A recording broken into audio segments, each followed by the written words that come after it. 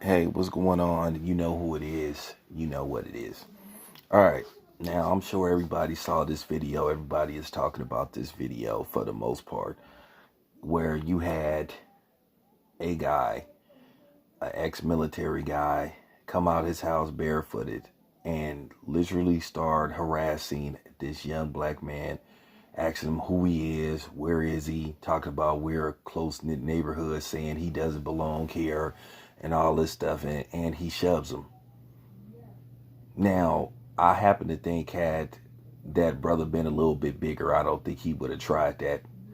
But nevertheless, this piece of shit, white supremacist, was arrested. And not to mention, he was arrested, and not only is the police further running an investigation, the military is running an investigation. Now, he better hope the military don't get involved, because the military will yank his pension away and he will have nothing. Now, I promise you what's going to happen. He's going to get online. He's going to issue a fake apology. He's going to say, hey, I'm not a racist. I was in the military. I served with people of all walks of life, black, white. He going to give the same old fake Martin Luther King speech. I love everybody. And obviously he don't. Who is he to walk up to a dude and say, hey, you don't belong here? I know everybody, explaining, oh, here's the thing. It's something else that I'm also worried about as well. I really feel that to a certain degree, these white boys and these non-blacks is getting a little too bold for my taste. And I do feel it's because of them trying to feminize, emasculinize black people. Or should I say black men? Because I'm looking at the dude. One thing about me,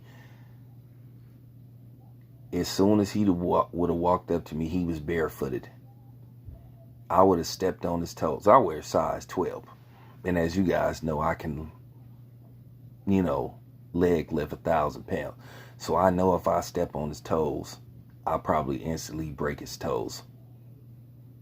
So he's already neutralized. And then I can just jump on top of him and just start wailing on him.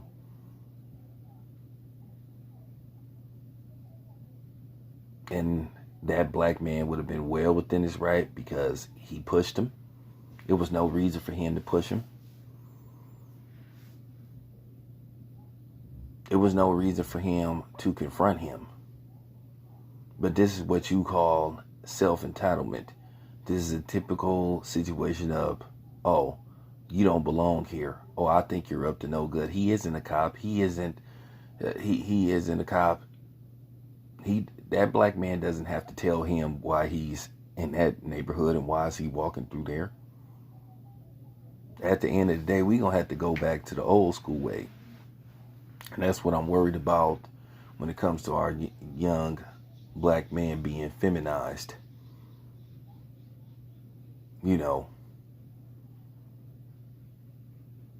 I'm just worried about that. I'm seeing too many attacks, verbal and mental attacks, on young black men. And because like I said, they're trying to dumb down racism towards black people. They're trying to make it look like it's not that big of a deal. Oh, they trying to play that, oh, you guys need to just take it.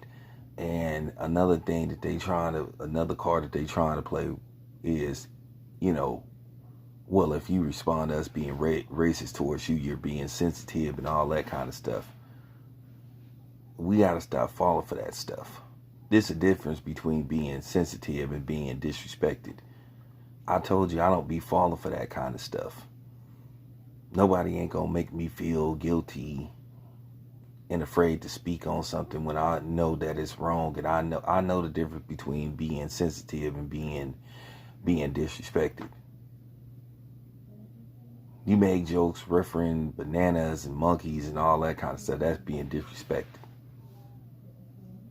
You know. So this literally race soldier has been outed. I promise you that's what he gonna do. He's gonna issue something on Facebook saying he apologizes, he's not a racist, and he wasn't raised that way. They always do that shit. He's a racist. Yes, he is. I'm not gonna argue with people about it. Well, I don't think it was the issue of race. You know, they always say that. They coward asses always say that. But I'm worried about the direction that black men are being led, or should I say misled. I really am. Some of y'all brothers just gonna have to start being frank with y'all sons and stuff, saying, look, man, it's an issue of racism. I know we set out to say, well, I'm gonna let my son or daughter see for themselves, but I think it's to the point now we just gonna have to start breaking this shit down, and we gonna have to start explaining it to them.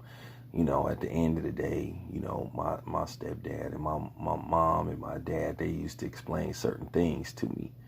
But now it's to the point to where I feel like they are trying to weaken black men with, once again, the slave master mentality. There's just all type of videos surfacing where you got, you know, people telling young black men when they make a mistake at schools in upstate New York to bow down and apologize and all that type of shit. And there's another video that surfaced where you had a high school football team make a black teammate sit in a locker with a banana. Like I said, you white motherfuckers keep trying it. But see, they only do that in certain areas. You know. Then you heard about, I'm going to talk about these stories on a separate video. Dan, you just recently heard about a high school that was secretly having an online auction where they were selling black students as slaves from anywhere up to $100, from $1 to $100, and they was using the N-word repeatedly. Now, one of the black parents found out, and he took his kid out of school. But these are the type of things that they're doing. And then, of course, the school district, certain people in the school district are just calling it cyberbullying and harassment when it clearly is racism. But that's just the type of shit that they do. At the end of the day, I'm not finna argue with you white motherfuckers about this shit. It's racism. So, you know, it is what it is. That's all I have to say. This your boy Town Biz. I'm out.